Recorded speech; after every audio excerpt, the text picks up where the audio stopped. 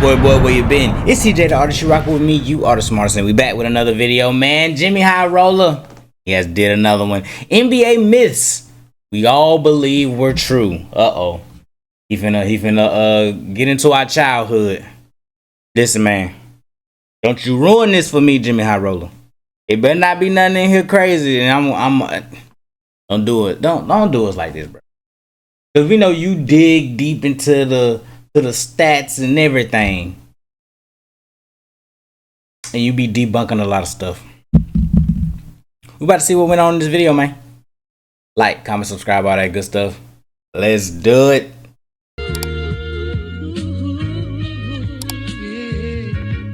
Could you turn me up in the headphones a little bit?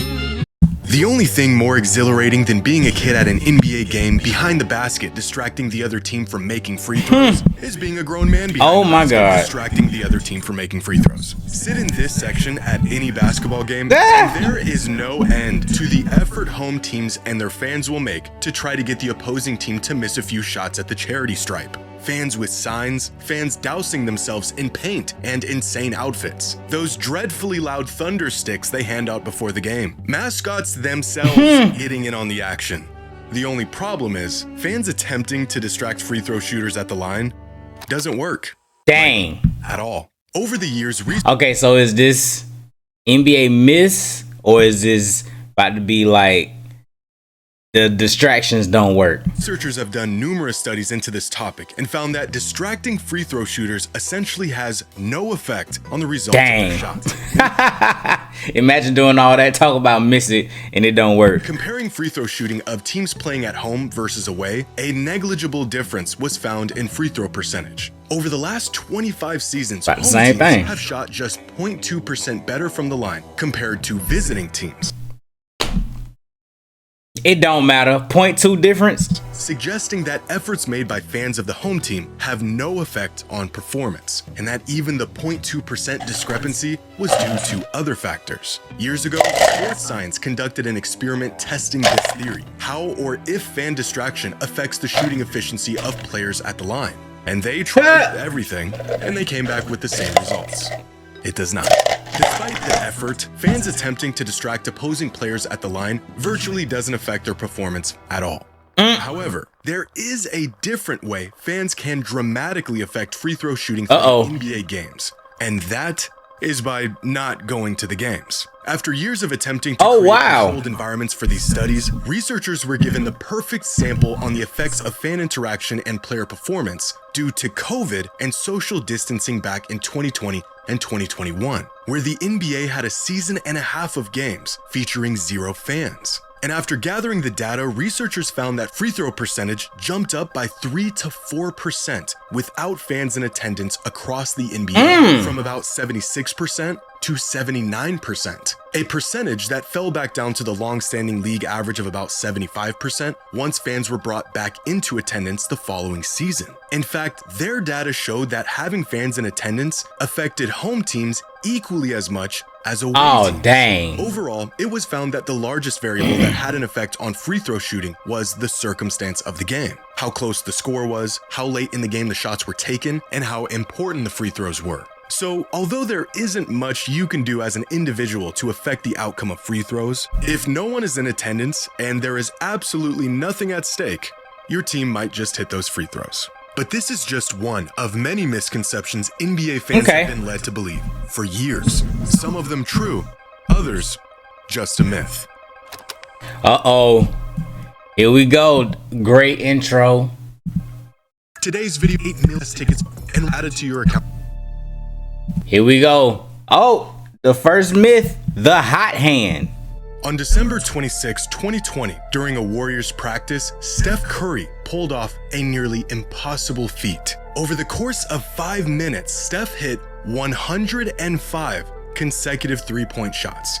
105 in a row. Most of these shots not even touching the rim. But Steph is the greatest shooter in the world. Yes, he is. You would think a feat like this should be in the realm of... I wonder how many shots I can hit in a row. I ain't played basketball in a minute. I wonder how many I can hit in a row. ...possibility for him.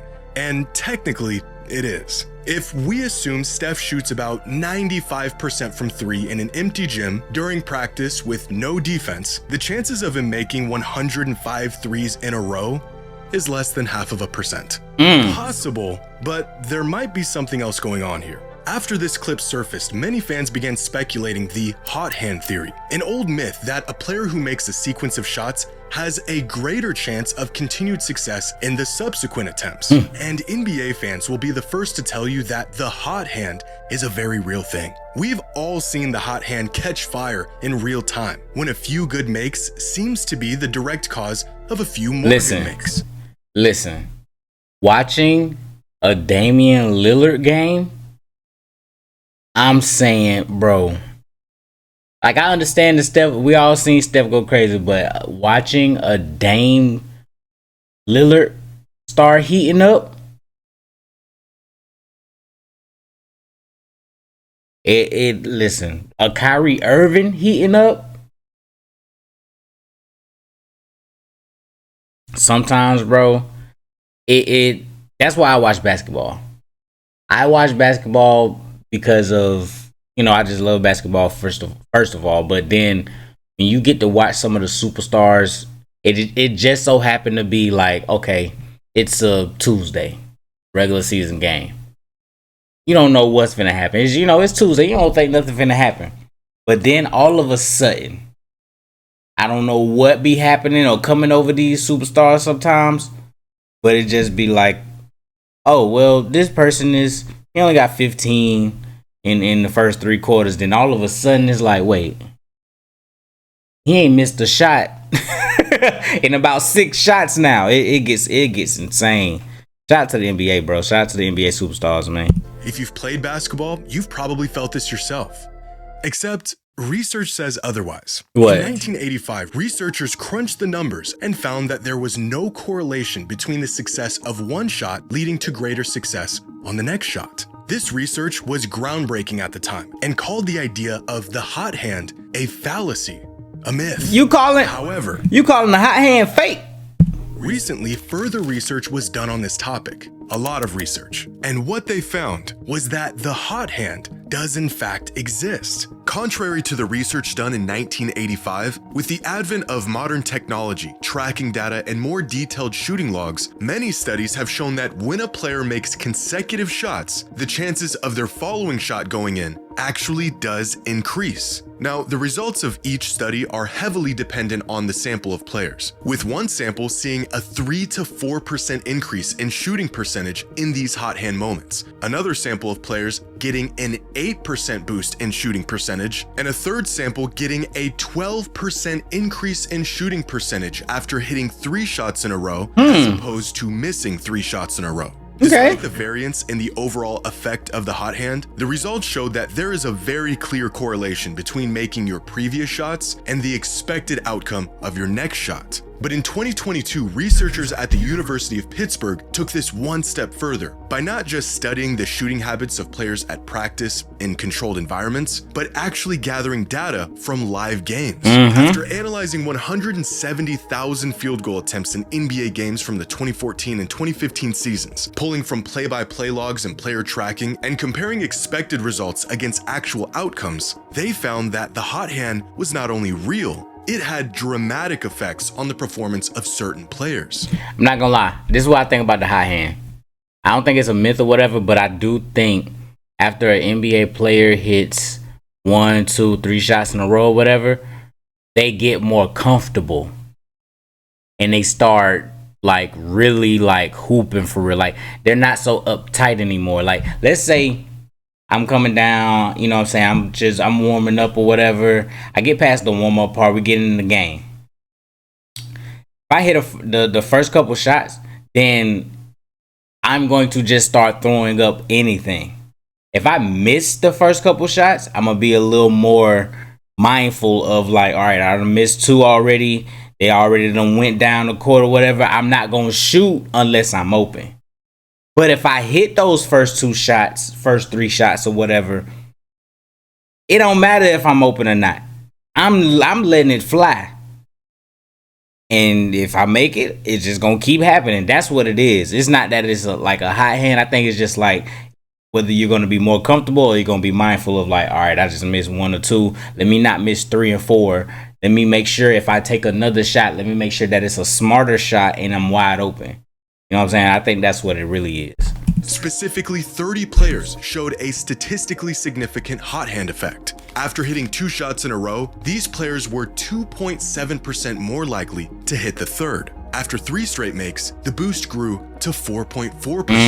And after 4 straight makes, the likelihood of hitting the next shot jumped by nearly 6%. Oof. Their data also showed that the hot hand is not a constant around the league, but instead varies from player to player, suggesting that it's not about how good of a shooter they are or how well they can score, but rather how each player reacts psychologically after making or missing a shot. A phenomenon that was dismissed for decades, but those who've played basketball knew all along was a real thing. In general, research shows that the success of previous shot attempts does in fact increase the chances of success in the following attempts, proving the existence of the hot hand. 10 years ago, Klay Thompson set an NBA record by scoring 37 points in a single quarter. Even crazier is that he shot a perfect 13 for 13 from the field, 9 for 9 from 3, and hit both of his free throws. 37 points, 1 quarter, not a single miss. Based off of his shooting splits from that season, the chances of him pulling this off were about 0.002%. So either Klay Thompson was the luckiest man alive on that night, or his hands were on fire. On fire. What's next? A league full of giants. This is 14-year-old Jeremy Gohi, one of the highest-ranked basketball prospects in the world in the class of 2028. Lately, Jeremy's name has received some extra buzz for his recent performances and the accelerated progression his game has seen over the last year. But there's one quality in particular that makes Jeremy one of the most unique prospects in the world. Tall as hell. The fact that he is 7 feet 6 inches tall. A 14-year-old running around with kids half his size. And with each passing year, it seems that these larger-than-life prospects are becoming more and more common. Every other week. But what I'm noticing, even though they this tall, a lot of them don't make it to the NBA.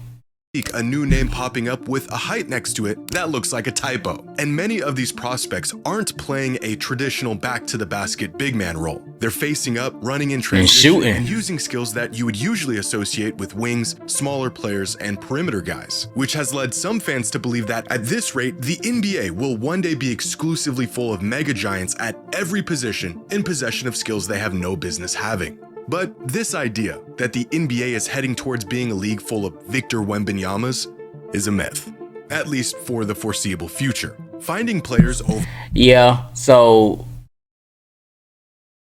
I understand that the all this height or whatever, they're being able to do certain things. It's not gonna hold up.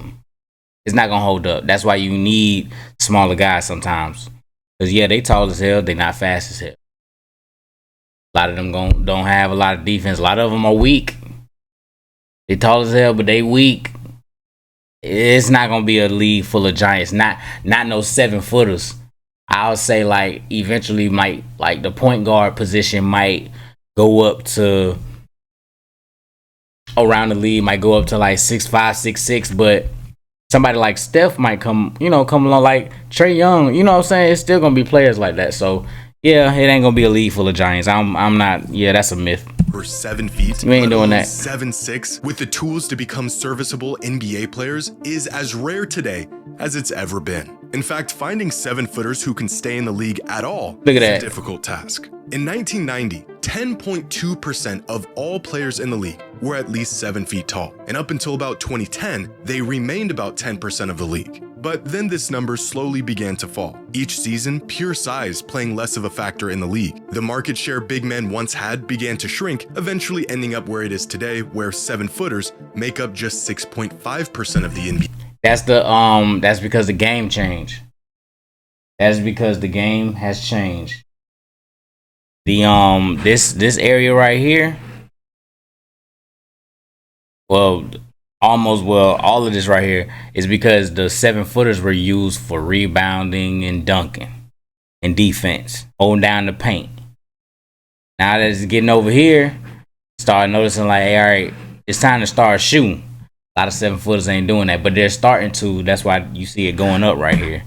So yeah. Nearly half of where it was 35 years ago, with every inch above 7 feet exceedingly more rare. The league featuring just 1 to 6 players 7'3" or taller at any given time for the last 3.5 decades, a rate that has not increased in recent years. Now, looking into the future, there is currently only 3 players taller than 7 feet on the 2026 NBA mock draft board. 2027 also features just 1 player over 7 feet tall projected to be drafted. And if finding the oversized talent wasn't hard enough, developing it is almost impossible. Throughout the last 10 drafts, 37 players who are...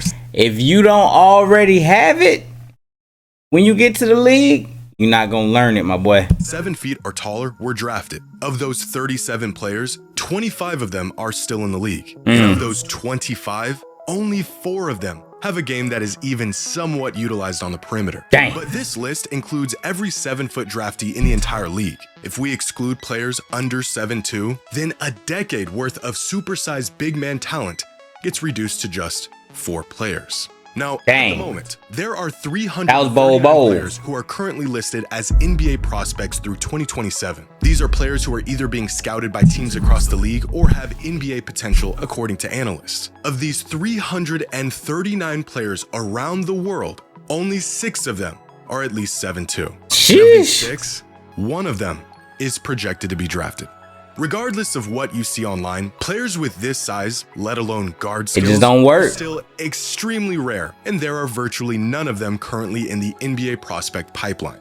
So, no, the NBA will not be a league full of Wembies anytime soon. Nope, we ain't gonna see that. What's next? Tanking works. The whole entire point of sports. I hate tanking. I hate tanking. I believe that, like, for these past couple years, tanking really hasn't worked because whoever has the worst record, they be getting like pick number 4, bro. Like, I wouldn't tank. I'm not telling my franchise to go out here, trade away the assets we do have just because there's a number 1 pick coming in and everybody want them. I believe that the draft process and all that stuff in NFL and NBA, I believe it's all rigged, bro. It's rigged up for certain franchises. I'm just being honest. There's no way that they was not letting Wemby go to the Spurs, knowing that the Spurs is technically the international squad. Getting Tony Parker, getting Manu Ginobili. You know what I'm saying? Getting Tim Duncan. You know what I'm saying? I believe Tim Duncan not from here, right?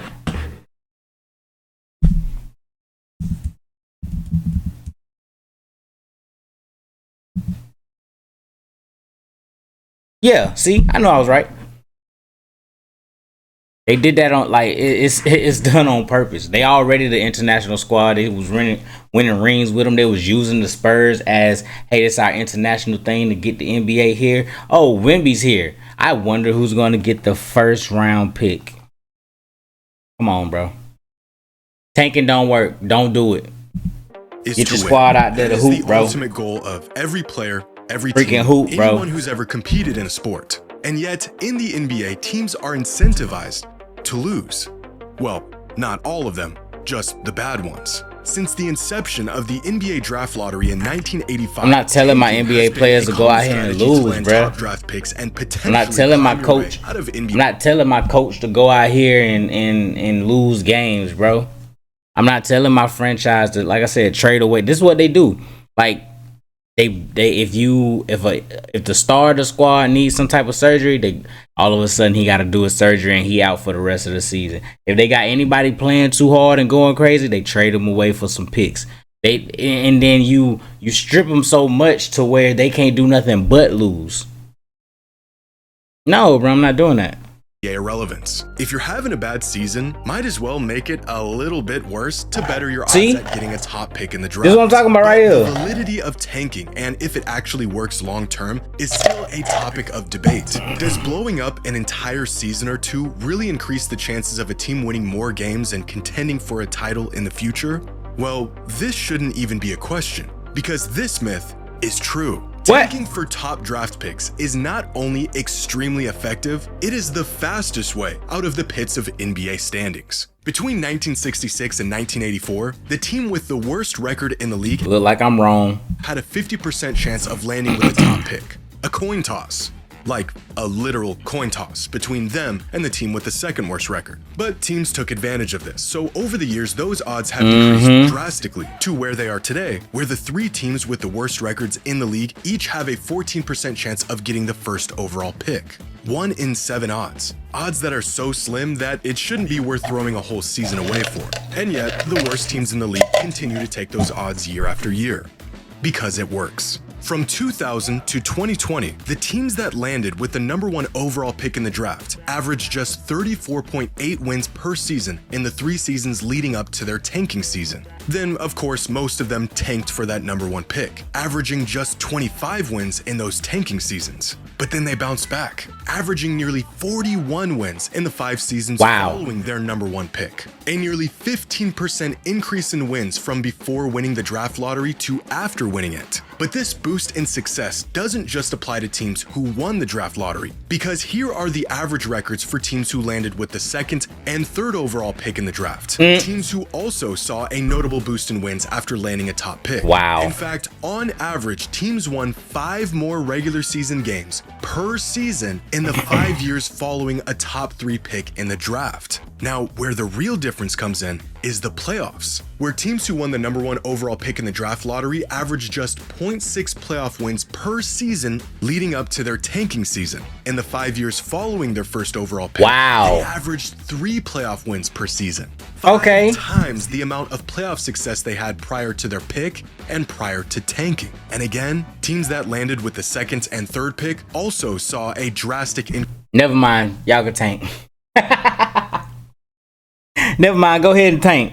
It's working. Never mind, go tank. Tank it. In the 5 following seasons. Go ahead and tank. Use any metric to determine the merit of tanking in the NBA, and you'll find that if teams are willing to be horrifically bad for go ahead and tank. It works. More than likely bounce back better than they were before they tanked. Even when teams don't select a player who turns out to be a franchise cornerstone, on most occasions they still end up flipping that player for valuable assets, making a top pick in the draft extremely valuable under almost any circumstance. In fact, tanking has been so effective for so long that the NBA has tried everything in the book to mitigate the advantage it grants teams. And still, even after reformatting the draft lottery 4 times, the overwhelming advantage lies with the team who is willing to be horrifically bad.